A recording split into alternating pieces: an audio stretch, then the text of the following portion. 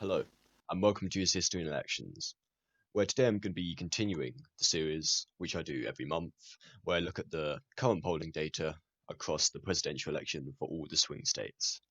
And there is going to be a slight change following this video, as previously I've been doing it every month since May, so I've been doing the middle of May, middle of June, middle of July. However, given that we are less than 2 months away from the presidential election, at this point we're about a month and a half, so you're looking about 45 days ish. I'm not sure the exact date, but the exact day count, but we're around that distance away from the election now. So I'm going to be doing this. Going to be doing one at the start of October. I'm going to be doing one in the middle of October, and then going on from the middle of October, I'm going to be doing it every other week following the final presidential debate. So yeah, so I'm going to be increasing the amount of videos I cover on the polling data coming out of the swing states, as this is the sort of time where the fluctuations can really change. And of course, this was a time when Donald Trump, of course, the time between the final 2016 presidential debate and election day is where Trump gained such huge support and essentially won the Rust Belt, which gave him the presidency back in 2016. So I think it's very important to cover the changing polling data in those final weeks, and especially as you look at the presidential debates, which will be starting on the 30th of September. I'm going to be doing my next polling data video just after that debate to try and get some of those respondents who have watched the debate come in and see how that's changed the polling outcome. So, as you can see, I've already filled in all of the effectively safe Republican and Democrat states. You could argue something like Virginia and South Carolina are less than there's a lead smaller than 10 points there, but at the end of the day, Donald Trump is not winning Virginia and Joe Biden is not going to win South Carolina. So we currently have 203 votes for the Democrats, Joe Biden, and 125 for President Trump. Now, we're going to be characterizing all the likely states which are leaning for Joe Biden at the moment, and that includes New Hampshire, Wisconsin, Michigan, Pennsylvania, Colorado, and Nevada and Minnesota. And these are all the states that have +5 or above in favor the of the former vice president. And as you can see, this already pushed Joe Biden above 270 electoral votes needed to win the election. So I could end the video here, but then again, this is how it has been for nearly every single video I have been doing.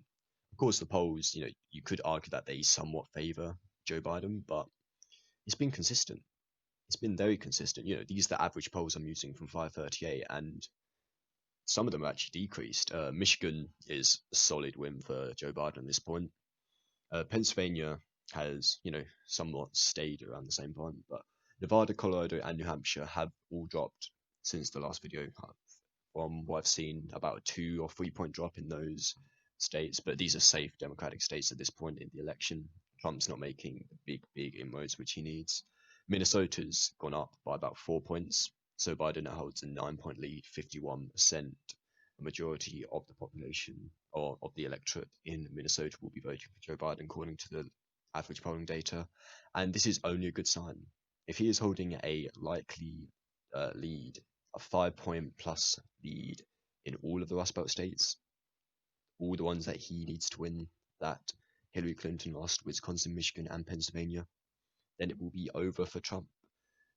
Like I said, there's going to be a lot of narrowing in this video. From the last one we had August, which was obviously the best, very good position for Biden. He's lost some of that now.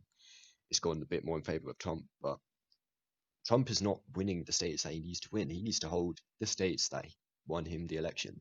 He might have only won it by less than 1 point in every single one of these 3 Rust Belt states, but that was enough to win the election for him, and he's not winning in those states at the moment, and it's not even close. It's not even within the margin of error at the moment, which is very, very bad news for him, and it's going to be quite important to see what he does to try and gain support of the voters that voted him back in 2016 and are either now thinking that they don't want to vote for him again or might not even turn up to the polling stations. And worst case scenario, they could be voting for Joe Biden instead. But this is how it's looking at the moment, all the likely states, and we haven't even got onto the lean Republican and lean Democrat states. So we're going to go into the lean Republican states. I'm going to characterize Maine's second district as Republican at the moment, and characterize Nebraska's second district as, I don't have polling data for this, but this is essentially how it's been looking over the past few months. Maine's second district seems that it's probably going to stay with the president at quite a large lead. Nebraska's second district as well. Seems it might go back to Joe Biden, as he and Barack Obama won this district both in 2012 and 2008. So Republicans are leading in Iowa. They have flipped it back in Ohio. I'm going to put it as a tilt state, as it is a 1 point lead there. Texas, they still hold a 1 point lead there. And Georgia, they hold a 1 point lead there. So these are all very, very tight at the moment. I do expect them to go a bit further towards Trump. I do expect nearly all of these states to have a 2 point margin at least for Trump. Texas slightly larger, Georgia maybe a bit smaller, and Ohio about 2 or 3 point lead on election day. And of course, Iowa is the only swing state that is the furthest towards the Republicans at this point. But one thing I've seen a lot more in all of these states is that there are more voters who have actually decided or stated who they plan to vote for. You're looking at increase of about 1 or 2% for each candidate. So even though in the last couple of videos I've done, Texas is about a 1 or 2 point lead for President Trump, the amount of voters for each candidate, Biden has increased by about 2, from like 44 to 46%, and Trump about 2 as well. So you're starting to see the undecided voters begin to make their decisions. And of course, in other states like North Carolina, which I'm going to characterize in a second, some of the early ballots have already been filled out and sent back with early votes happening a lot. I mean, I saw a stat the other day where it said that more Democrats, I believe it was 3-1 nationwide, were calling for a mail-in ballot in the states where you have to request a mail-in ballot, compared to Republicans. Of course, it's highly unlikely that probably about 1 in 10 Trump voters will end up voting by mail, and about 1 in 2 Democratic voters will be voting by mail, because that's just the sort of culture that each party and each candidate has created around mail-in voting.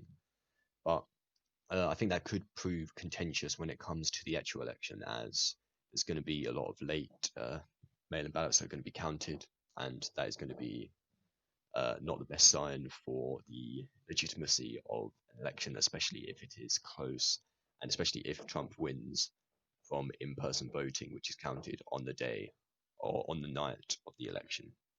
So we're going to go into the Democratic states, and all of these are the rest. Arizona actually is a currently 5 point lead, but I think when I looked at it, it was about 4.5%. So I'm going to put it in the lean state, lean category. Florida was leading by 2, and that is a big point for Joe Biden, because he is starting to lose his footing in the very, very major swing state. And North Carolina currently holds a 1 point lead for Joe Biden. And other than Arizona, which has seen about a 1 point increase, I think Arizona is starting to go into the lean Democratic column from a toss-up, which was previously maybe a month or 2 ago. But Florida is definitely going back towards the toss-up category. North Carolina is entirely a toss-up at this point. A 1 point lead in any state is definitely not a good sign for either candidate. And it shows that either candidate can win in these states. So North Carolina, Joe Biden has done quite well there. Of course, Obama won it back in 2008, and the Democrats lost it in 2012 and 2016. But North Carolina is definitely up to play. I mean, the governor election is almost certainly going to go to Democrats there. However, the Senate race is very close. I think North Carolina is going to be one of the most important states, if not the most important state in this election. Arizona as well is going to be very important to show the changing demographics and voting trends. But Florida as well has gone down from a 5 point lead. Biden has lost 2% of his support. Trump has gained 1%. So this is going to be a very key battleground state, as it always is. No surprises there. But Florida is definitely one to keep an eye on going into the next month, going into October, as it's going to be quite a influential state to see where the electorate is going to vote across the United States, and whether they're going to be voting in droves for Democrats or whether they're going to be sticking with President Trump.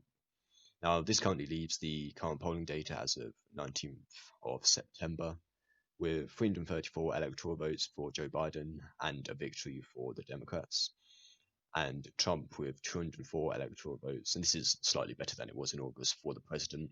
But again, this would still be characterized as an almost blowout election for Joe Biden. So, thank you for watching. Hope you enjoyed. Remember to like, comment, and subscribe. And I'll see you all again soon.